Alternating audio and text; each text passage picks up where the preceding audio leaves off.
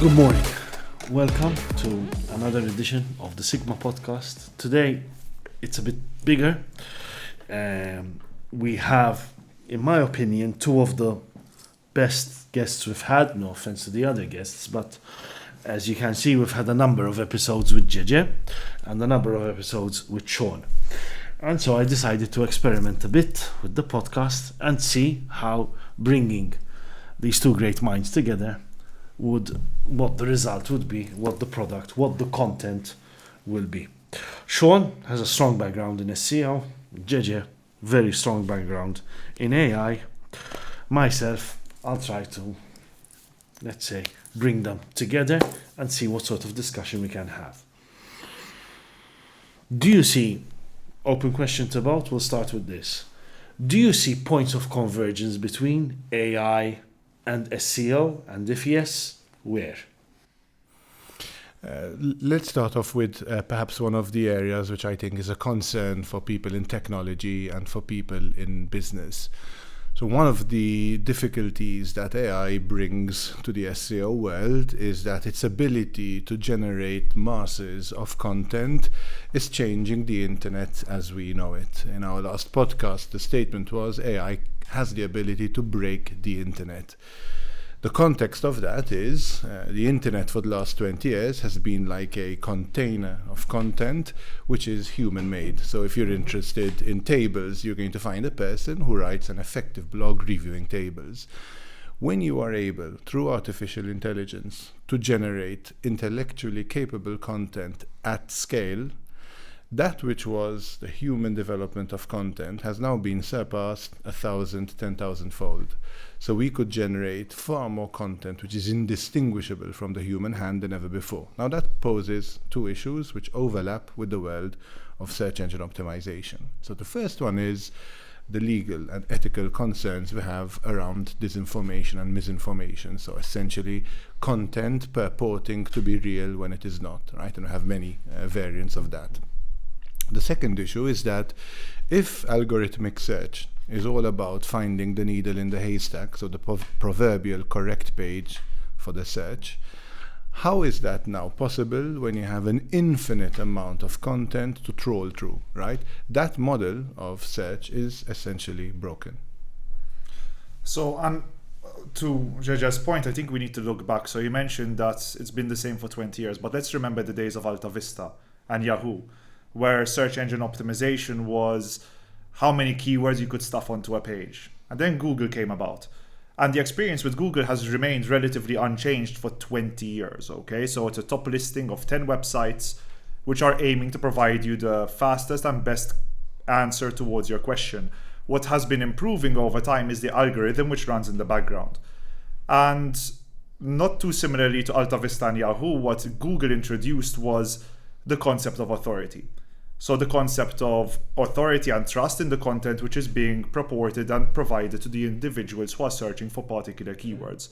And it did this by referencing other websites that have authority, experience, and trust talking about specific topics and pointing back towards the pages which suddenly get ranking higher, not based on the content which they have on the site, but on the content which is referred from similar people that, or websites or sources of information that can push an element of trust within that page. Now, when you look at what's been going on since 2015, in 2015, Google introduced RankBrain.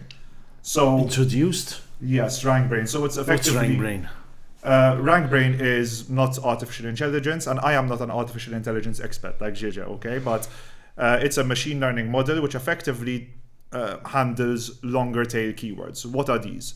So before you would type in, as an example, gym near me or best place to visit in winter.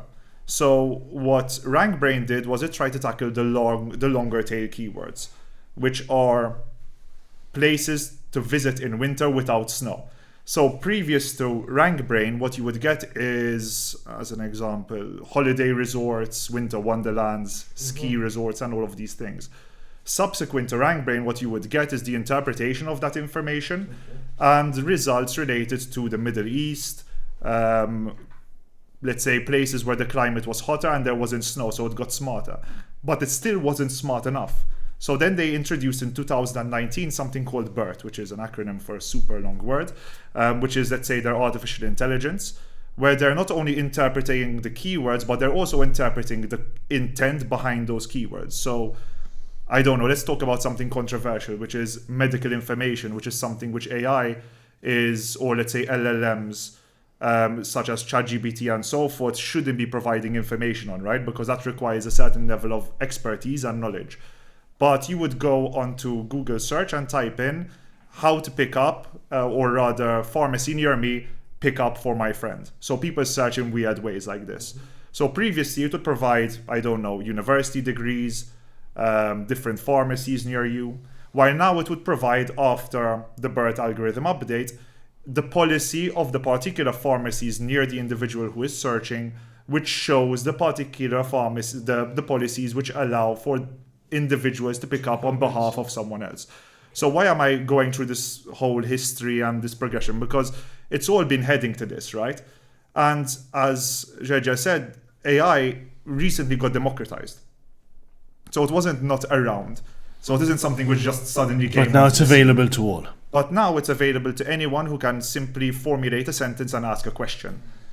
And that's the beautiful thing about the day and age that we live in right now. So when you look at an SEO and the processes that we follow, we've been following AI, machine learning, and try to interpret it for a very, very long period of time and get search engine ranking results. So you can imagine our excitement when we could just utilize a model which we could just ask a question to, rather than hire developers, pay huge API costs, and try to feed into these things through other means. So yeah, and as we progress, the systems which Google is implementing are getting more and more, let's say, against AI, while also promoting it. And this is where my next question is. Yeah. In our podcasts, Yeah. we've spoken a lot about the changes, the amount of changes we've seen from Google vis-a-vis its algorithm over this year. Yep. You told me it's the most you've seen in your entire career. 100%. Is that due to AI? Is that due to, for example, the use of ChatGPT to generate content very quickly and drive your keywords, your search engine, driving your ranking higher? So there were two camps, okay, when AI came out. The camp from the SEO perspective that were selling extremely high value SEO services from the content perspective, who really wanted to keep on providing authoritative, highly trustworthy human written content. And then the camp who wanted to automate and scale utilizing AI. Now, just because it's written with AI doesn't mean that it's not good content, okay? Yeah. But if you're just going to prompt something like ChatGPT and tell it, hey, write me a 1,000-word article about cat food, you can't expect it to write as good of an article as someone who runs a cat food shop or something like that, right? Okay. So what happened when ChatGPT was released was that suddenly people started releasing content at scale. And suddenly the internet got flooded with results which you could just prompt on ChatGPT. And this sort of started breaking the ecosystem for Google, because ultimately Google only wins when people get the best answer towards their question. And what ended up happening was, because of the way that the algorithm worked, sometimes you ended up with very low quality answers, which are just literally very lowly researched and poorly prompted content. So Google also understands that if this model worked for people who are utilizing LLMs, why don't they test it out themselves? And they're testing this out in the States right now. So they implemented something called SGE, Search Generative Experience. Mm-hmm.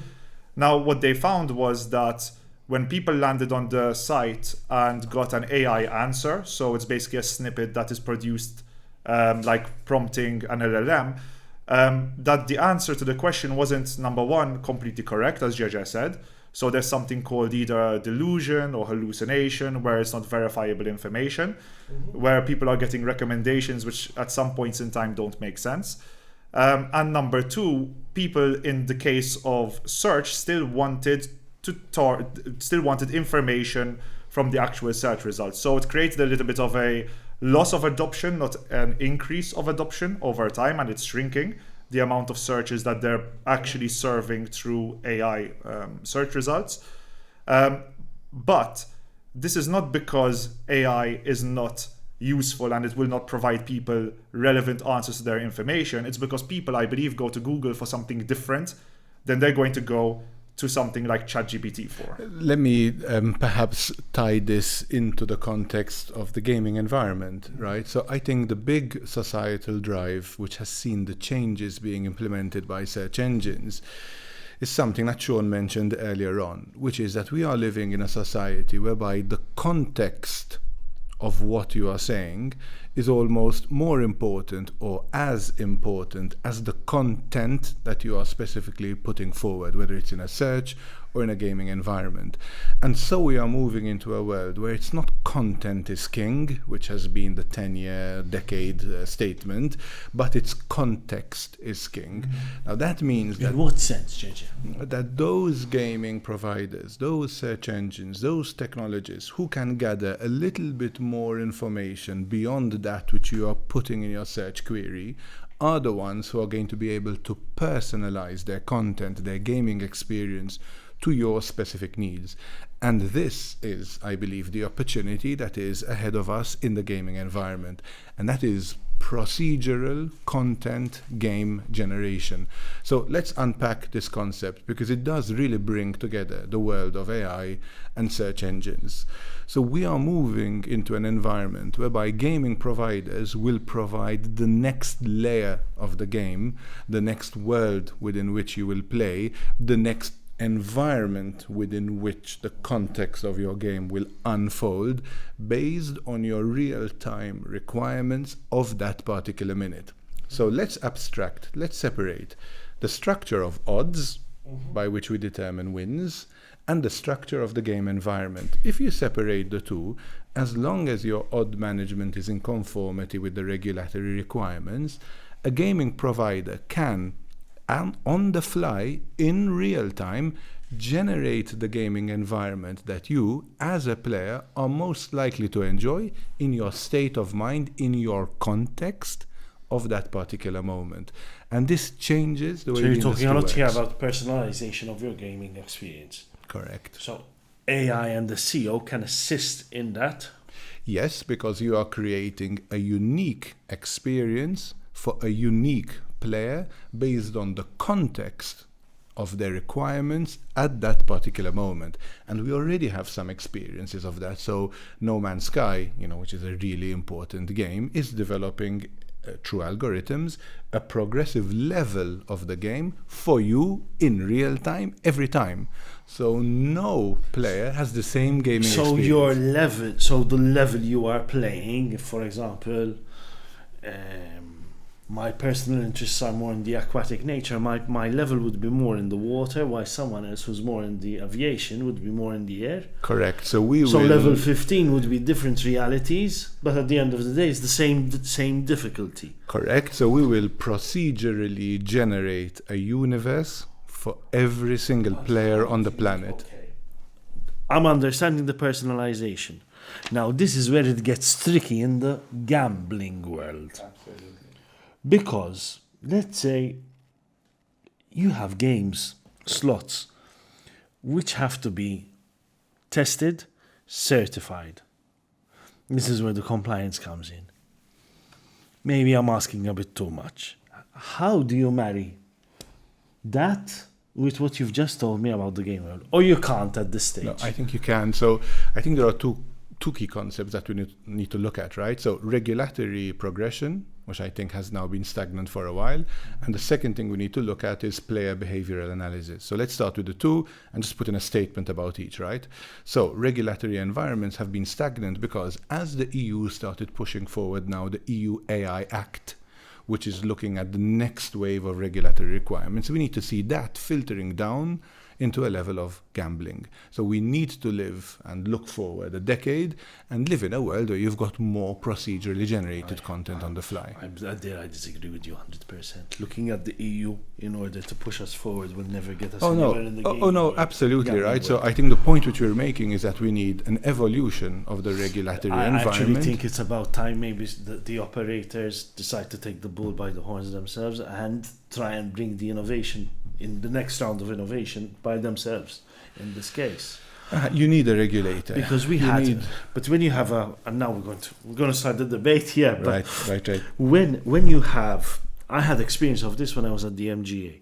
I used to go myself to the council meetings, to the round table, the experts group, and then shadow. At the time, it was either Tonio Fennick or Jason Azzopardi, whoever was up, and shadow together there with someone from the Perm Rep. And the discussions, I mean, these people are ministers of economy, for God's sake. This is back, 11, 12, 13, 15 years ago. And the way they used to look at gaming was purely one-dimensional. No imagination, none at all. This is back 14 years ago. Now the experts group doesn't even exist anymore. It's been disbanded. So in the same way that large language models, LLMs, totally cracked the regulatory and sort of the whole privacy and the regulatory regime which we had for technology law, in the same way, the ability to create gaming experiences on the fly will crack, once again, our present gambling regulatory environment. And that requires some degree of review, and law should not play tag behind technology progress. We need to align it, as always, and that is what technology lawyers like ourselves typically enjoy the most. But the next opportunity, which I think we have, especially when it comes to safe gambling experiences, is the behavioral analysis of patterns that users demonstrate during the gaming environment. Predictively, today, through AI, we have the tool to forecast how behavior is likely over a trajectory of time to become problematic, and therefore nip it in the bud and assist these individual players with programs, including strong psychology programs, to assist in reducing addictions. Talking about addiction, with SEO, for example, you might have players who actually type in casino with no regulation, casino with no. These are searches, yes. Would SEO in that instance possibly assist regulators, governments, in identifying what could potentially become, so before they actually become a problem player? Early identification. Could SEO also assist in that? Look, when it comes to SEO assisting in these kinds of matters, so Gege is talking about data and interpretation, prediction, and pattern analysis, which predicts an outcome. That's what you're doing, right? When you're talking about SEO, you're talking about interest over here. So there are keywords. Why do these keywords exist? Why are people searching for them?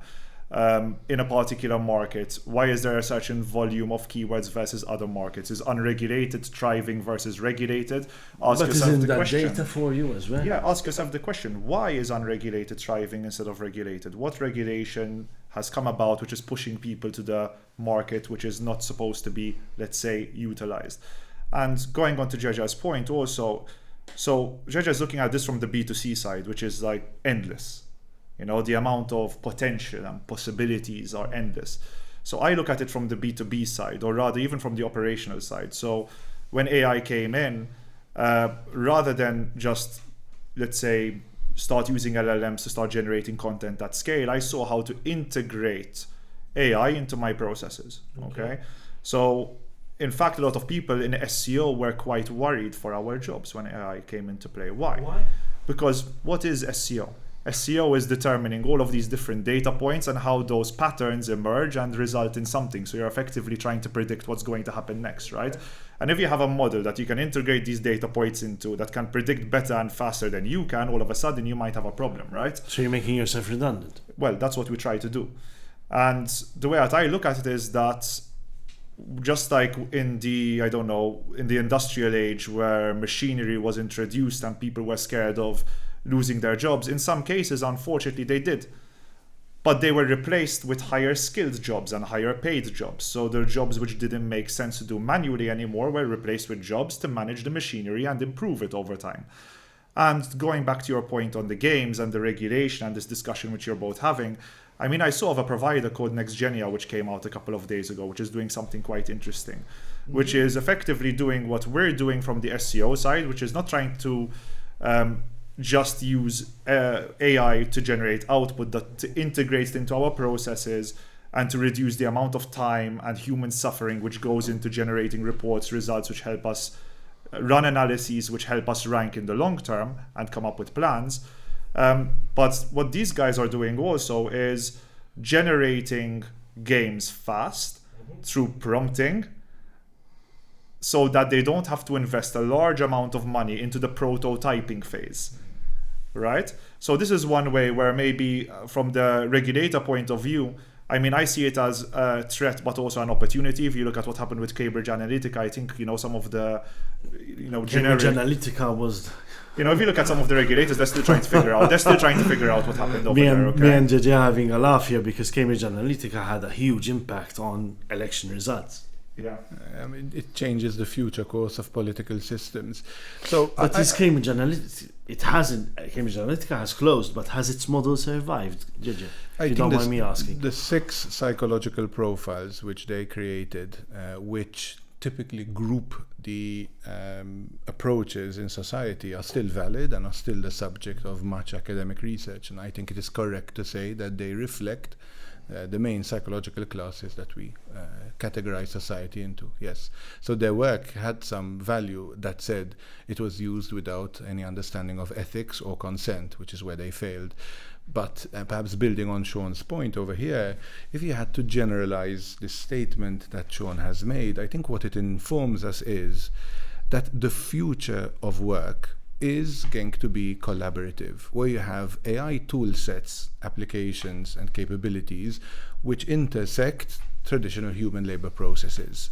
And those organizations, such as the one that Sean quoted, who understand this opportunity and who can interweave technology and human collaboration will be the ones that win. And that puts a great emphasis on entrepreneurs to show leadership and vision, because there is courage required at the early stage of any technological innovation process to understand that the future ahead requires that technological ingestion, investment.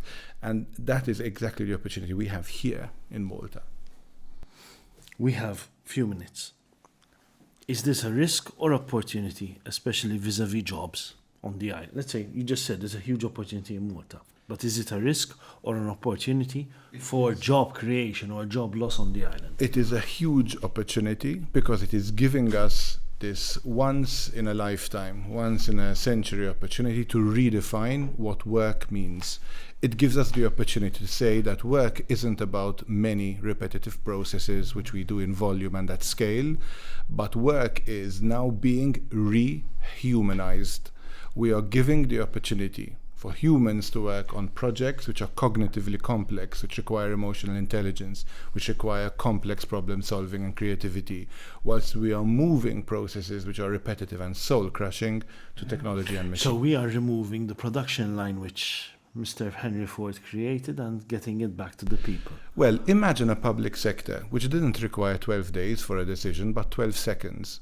Imagine a public sector which wouldn't have concerns about fairness and bias or nepotism, because you've got an algorithm which does not favor any particular race or ethnic background. Imagine a public service which could allow persons to access any government service, any ministry, any department from one single touch point into like some virtual agent or chat tool. It gives you the opportunity to rethink work, and that's a very fundamental opportunity which we cannot miss as a country. I mean, my opinion is if you can be replaced by AI, start thinking about your life decisions. So, like Gege said, if your work is extremely monotonous, repetitive, and you are effectively going into an office every day and following a set SOP, number one, you don't need AI to replace you, okay? You have cheaper countries that can do this at scale without needing to invest in any technology. And number two, if you're not being replaced now, you will be replaced eventually. So don't think about learn the job, learn what you need to do, go through the process of learning processes, but become the person who creates the processes. Do not become the person who repeats the process. Yes. If your job can be described on a whiteboard, then it is sufficiently linear to be automated. We've delved away from the gaming sector now, which is it's interesting.